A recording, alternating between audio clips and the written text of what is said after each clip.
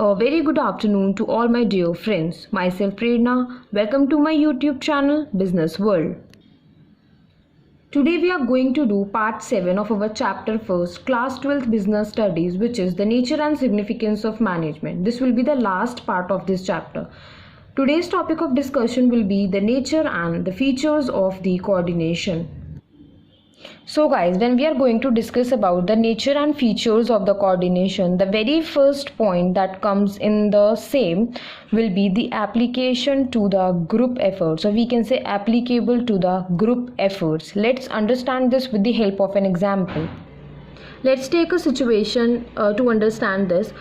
मान लो मेरे घर पर गेस्ट आने हैं. मैंने ऑब्जेक्टिव सेटअप किया कि मुझे उन्हें शाही पनीर सर्व करना है.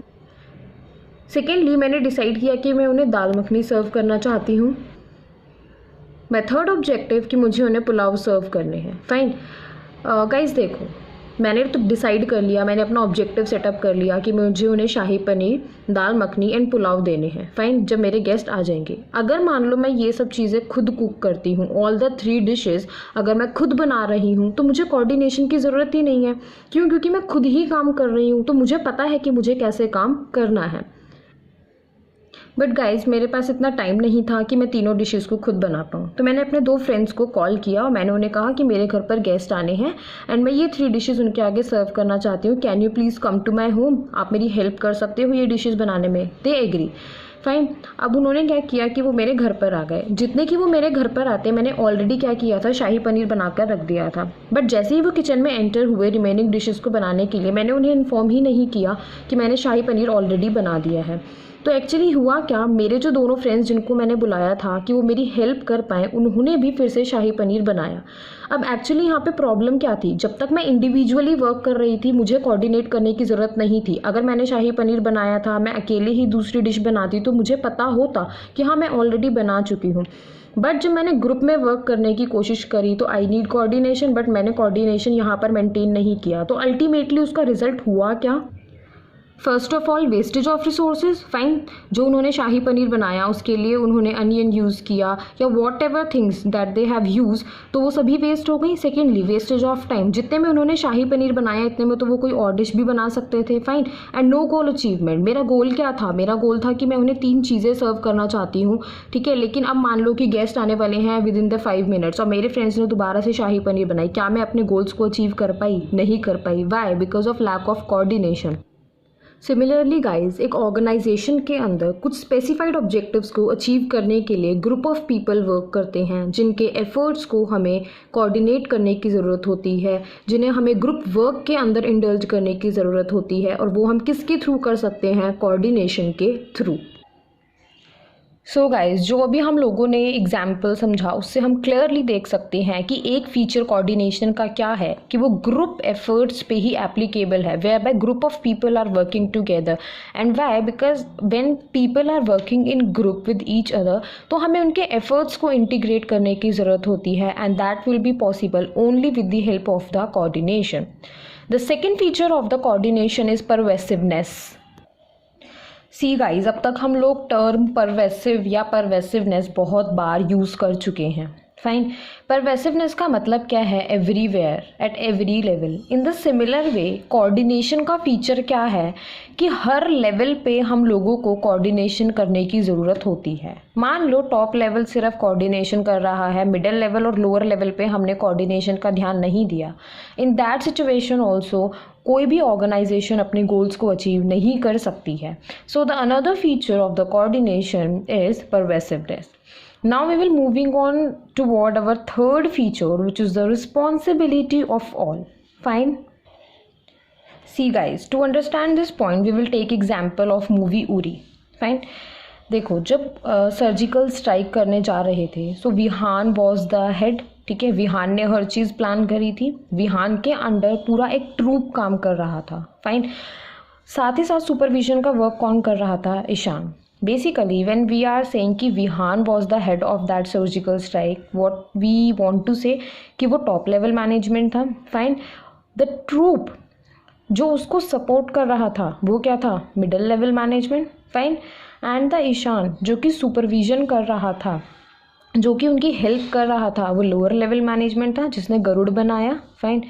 अब आप एक सिचुएशन लेकर चलो कि वो सर्जिकल स्ट्राइक जो थी वो सक्सेसफुल हुई। क्यों वो सक्सेसफुल हो पाई? क्योंकि इन सभी ने एक दूसरे के साथ कोऑर्डिनेट किया। ईशान का काम क्या था? विहान और उसके ट्रूप से आगे चलकर देखना कि किसी तरह का कोई खतरा तो नहीं है।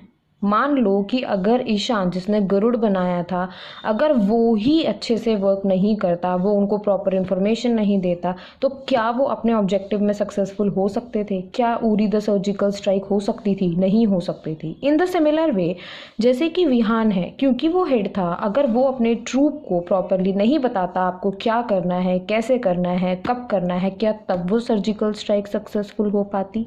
नहीं हो पाती। विच क्लियरली स्टेट्स दैट कि कोऑर्डिनेशन हर एक पर्सन की रिस्पॉन्सिबिलिटी है।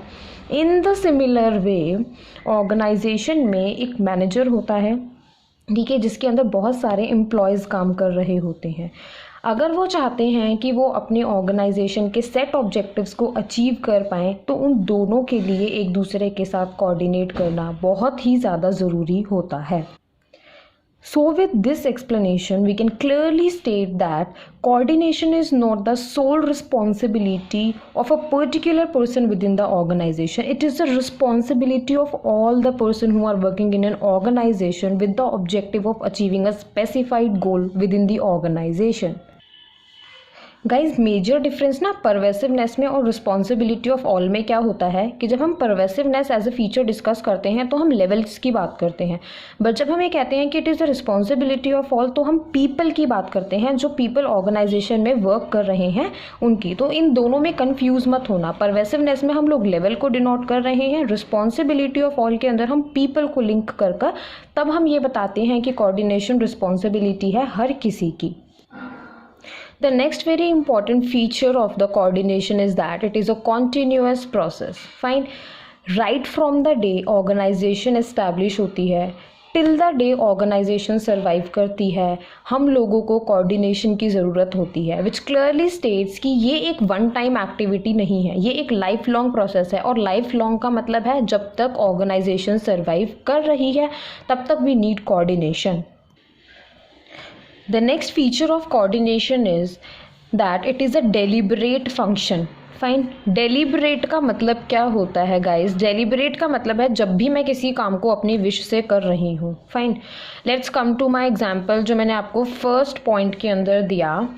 मेरे को ये पता है कि गेस्ट आने हैं, ठीक है, मेरा ऑब्जेक्टिव है कि मैं उन्हें 3 चीज़ें सर्व करना चाहती हूँ। तो जब मेरे फ्रेंड्स आएंगे, मुझे पता है कि यार अगर मैं कोऑर्डिनेट नहीं करूँगी तो मैं अपने ऑब्जेक्टिव्स को अचीव नहीं कर पाऊँगी। जैसा कि फर्स्ट एग्जांपल में हुआ था कि मैंने उन्हें नहीं बताया कि मैंने ऑलरेडी शाही पनीर बना लिया है, मेरे फ्रेंड्स आए, उन्होंने दोबारा से शाही पनीर बना दिया, मेरे ऑब्जेक्टिव्स क्या हुए? अचीव नहीं हुए। फाइन। तो मैं डेलिबरेटली मतलब मैं अपनी विश से कोऑर्डिनेट करूँगी। क्यों? क्योंकि मुझे पता है कि अगर मैं कोऑर्डिनेट नहीं करूँगी तो मैं अपने ऑब्जेक्टिव्स को अचीव नहीं कर पाऊँगी। In the similar way, organization में मैनेजर को पता है कि अगर मेरे अंडर इतने सारे एम्प्लॉयज़ काम कर रहे हैं और अगर मैं इनके साथ कोऑर्डिनेट नहीं करूँगा तो मैं अपने ऑब्जेक्टिव्स को अचीव नहीं कर सकता। ठीक है, इसीलिए ऑर्गेनाइजेशन का कोई भी मैनेजर डेलिबरेटली मतलब अपनी विश से वो कोऑर्डिनेशन को करेगा ही करेगा ताकि वो अपने ऑब्जेक्टिव्स को अचीव कर पाए, वो भी क्या? Timely. See guys, the next feature of coordination is unity of efforts. Unity का मतलब क्या होता है? टू यूनाइट मतलब सबको इकट्ठा कर देना, कह सकते हैं, यही है यूनिटी का मतलब। कोऑर्डिनेशन को पता है कि ऑर्गेनाइजेशन के अंदर बहुत सारे एम्प्लॉयज़ मिलकर एक साथ काम करते हैं ताकि जो ऑर्गेनाइजेशन का गोल है उसे अचीव किया जा सके। इसलिए कोऑर्डिनेशन फोकस करता है on uniting the efforts of all the employees. By uniting the efforts we mean focus करता है कि जितने भी एम्प्लॉयज़ हैं सब एक दूसरे के साथ मिलकर, सब एक दूसरे के साथ कोऑर्डिनेट कर ऑर्गेनाइजेशन में काम करें और ऑर्गेनाइजेशन को अपने गोल्स अचीव करने में हेल्प करें। The last feature of coordination is it facilitates the functions of management. As we have already discussed this yesterday, today again we are going to discuss it. Coordination act as a receptor, fine, जो कि ये 5 petals of the flower को क्या करेगा, bind कर कर रखेगा. These 5 petals are denoting what, these 5 petals are denoting the 5 most important functions of management, in the absence of which management is nothing. Fine. So एक फीचर क्या है coordination का, वो इंश्योर करता है कि मैनेजमेंट को सक्सेसफुल बनाने के लिए जो भी 5 मोस्ट इंपॉर्टेंट फंक्शंस हैं वो एक कोऑर्डिनेटेड मैनर के अंदर ही कंडक्ट किए जाएं, ताकि हमारा management at the end of the day successful रहे, ऑर्गेनाइजेशन अपने गोल्स को भी अचीव कर पाए effectively as well as efficiently. So guys, today we are finished with chapter first, which is the nature and significance of management. This entire chapter is divided into 7 parts. The 7th part is today's video. I am providing you the link of 1st to 6th part of this video in the description box of the today's video. By clicking on the link, you guys can easily get access to all the videos. I hope guys आपको मेरी आज की video पसंद आई होगी. If you like my video then please don't forget to like, share and subscribe. Thank you all.